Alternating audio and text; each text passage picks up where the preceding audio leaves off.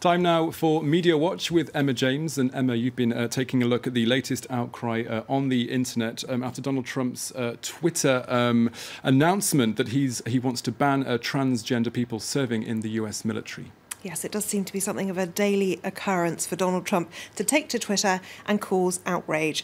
It was another set of unexpected tweets, and as the New York Times reports, and you said, it is because he has announced that he wants a ban on all transgender people serving in the military, not just on the front line, I should point out. He's talking about in any capacity at all, which is very interesting to note. Now, according to him, he cites tremendous medical costs and disruption that having transgender members of the military would cause.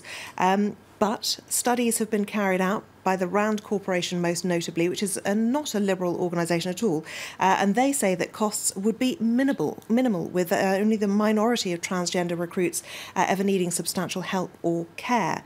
Now, this has been under discussion for quite some time on Capitol Hill, although it does seem to have come out of the blue. It really hasn't, and this is another Obama-era regulation that Donald Trump is targeting. It does seem to be one of his raison d'etre, if you like, trying to undo that which President Obama did. Unsurprisingly, the LGBT community is outraged, but they are certainly not alone.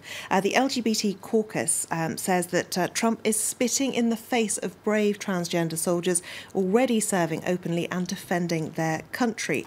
Joe Biden says that every patriotic American who is qualified to serve in our military should be able to serve, full stop. Of course, he, the vice president to Obama, when this was first able to happen.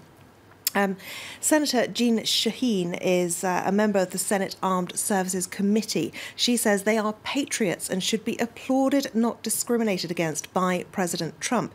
But it's not just people from the Democratic Party who are against what Trump has had to say today. John McCain, a very highly respected Republican, has come out and said that he believes there is no reason to force service members who are able to fight to leave the military regardless of their gender identity. And of course his words carry so much extra weight because he, of course, a veteran of the Vietnam War. One thing that many people are pointing out today is the irony that Donald Trump, who dodged serving in the Vietnam War on 5 different occasions, 4 times because of he was studying, and 1 time because he claimed to have bony spurs in his heels. And lots of people resharing this article, which was actually from a year ago in the New York Times. Donald Trump in this photograph is the one in the middle, believe it or not. It's taken in 1964 when he was at a military academy in New York, and he was a high school senior. So there we go. That's a view of Donald Trump that we don't often get to see. The other thing that a lot of people are drawing attention to is his previous tweets, where he has talked about his great love for the LGBT community. In particular, this one where he says, "I will fight for you while Hillary brings in more people that will threaten your freedoms and beliefs." This is before he was elected, presumably. Absolutely. That was from June last year, before he was elected. The Daily Show has reshared that tweet today saying, "Guess the T is silent." The T, of course, for transgender in the LGBT acronym. Anthony Scaramucci, who is the new communications director at the White House, has been trying to purge his Twitter feed of anything that is unfortunate or embarrassing now that he's been appointed in that position. He doesn't get to this one, though, which was posted in February. President Trump is the most pro-LGBTQ rights president in history. Why is that story not written in the mainstream media? Okay, let's move on now. Wildfires are continuing to rage here in the south of France. And Emma, you found some rather terrifying scenes that are being shared on social media. Yes, they are scenes that are hard to believe, and it is not how anybody wants to imagine the French Riviera looking. This was tweeted out by an English author who's on holiday in Saint-Tropez, and it is just an incredible scene. She says that the hills are alight and they have been evacuated. Again, here we have what looks like a typical Riviera scene until you reach those flames on top of the hills.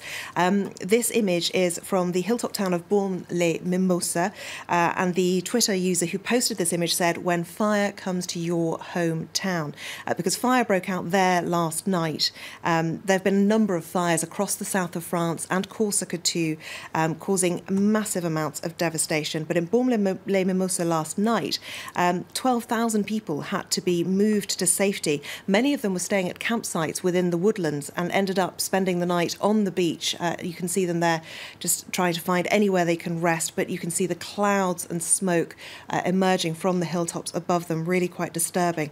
Now, the same gentleman who took that photo also took this one today, and it does look as though those Canadair water bombers are helping to do their job. Now, tonight, the Prime Minister, Edouard Philippe, has headed down to take a look at the amount of devastation, but it is set to be huge. It's estimated nearly 7,000 hectares of countryside has been destroyed.